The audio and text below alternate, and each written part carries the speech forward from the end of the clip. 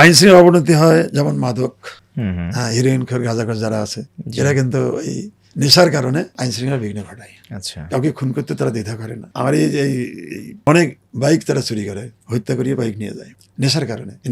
নেশাগ্রস্ত অবস্থায় নিজের পিতা মাতাকে তারা কিন্তু ছাড় দেয় না। পিতা মাতা তাদের কাছে নিরাপদ নয়। আমাদের কাজটা হলো যে এই মাদক এটা আমরা বন্ধ করব। যে রুটে মাদকগুলো প্রবেশ করে গাইবান্ধায় সেই রুটটা বন্ধ করার চেষ্টা করবো প্রশাসনের সহযোগিতায়। হ্যাঁ, আর হলো যে ওই হাট বাজারগুলো থেকে সিন্ডিকেট হয়, চাঁদাবাজি হয়, টেন্ডারবাজি হয়, দখলদারিত্ব চলে। অনি বাজারে এলাকায় কিছু দোকানদার বসে, ওখানে কিছু মহল আছে, একটা গ্রুপ আছে চাঁদা আদায় করে, ওটাই তাদের ব্যবসা। আচ্ছা, এগুলা আমরা ওই মানে কি মনিটরিং সেল, মানে অভিযান, এটা অভিযান পরিচালনা করে প্রশাসনের সহযোগিতায় আমরা এই অভিযান করলে তাহলে কি হবে, ওই চাঁদাবাজি দখলদারিত্বটা বন্ধ হবে এবং এই সিন্ডিকেটটা দূরে ভেজাল দেয়, এটা অভিযান করিয়ে এটা বন্ধ করা সম্ভব। এই জন্য আমরা একটা প্যাকেজ করতে পারি, সপ্তাহ, পাক্ষিক বা মাস, এক মাসে এই ভেজাল বিরোধী অভিযান চলবে, এক মাসে যে এই মাদক দ্রব্য অভিযান চলবে, একটা প্রকোষ 15 দিন চলবে, 15 দিন চলবে হলে এই যে চাঁদাবাজ দুর্নীতিবাজ কথা আছে, আর 15 দিন চলবে যে অফিসে যে অনিয়ম দুর্নীতিগুলো বন্ধ করবো, কোন অফিসে আমাদের জনগণ ভোগান্তি শিকার হচ্ছে সেটা আমরা নিরসন করার চেষ্টা করবো। এইভাবে 100 দিনে আমরা যে কর্মসূচি নিতে পারি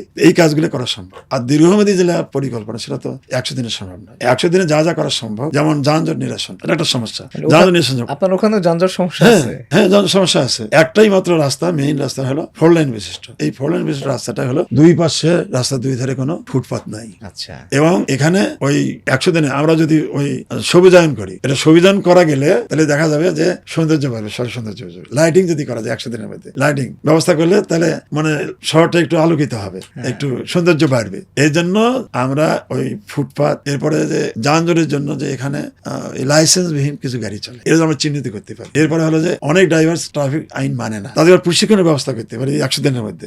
ছোট ছোট কাজগুলো, এই ছোট ছোট কাজগুলো আমরা হাতে নেওয়ার চেষ্টা করবো।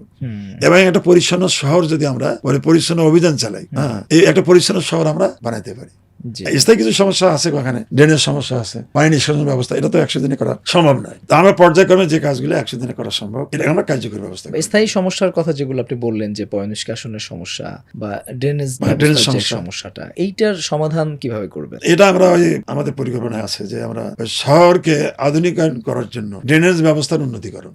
এখন যে ড্রেনগুলো আছে ছোট, পানি নিষ্কাশন হয় না, পানিটা যাবে কোথায়? পানি যে নিষ্কাশন একখানে পড়বে, সেখানে তো ভালো ব্যবস্থাপনা নাই, ড্রেনেজগুলো বন্ধ হয়ে আছে। এই জন্য ড্রেনেজগুলো যে অবস্থায় আছে এটা একটু উন্নতিকরণ, আধুনিক মানের ড্রেনেজ নির্মাণ এবং নিষ্কাশনের ব্যবস্থা।